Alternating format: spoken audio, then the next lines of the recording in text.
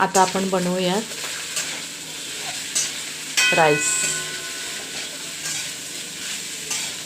Fried rice.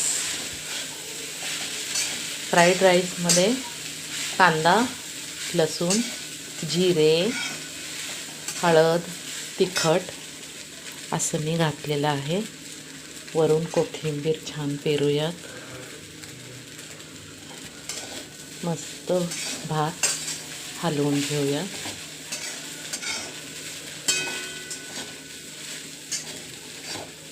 जेवणामध्ये छान लागतो भात असा. पांढऱ्या भाताला फोडणी दिलेली आहे मी अशी. तुम्ही असा भात रेसिपी करून बघा.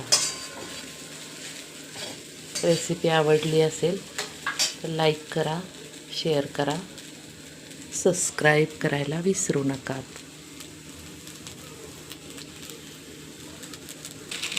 तर असा हा आपला फ्राईड राईस तयार झालेला आहे. रेसिपी आवडली असेल तर सबस्क्राईब करा. धन्यवाद.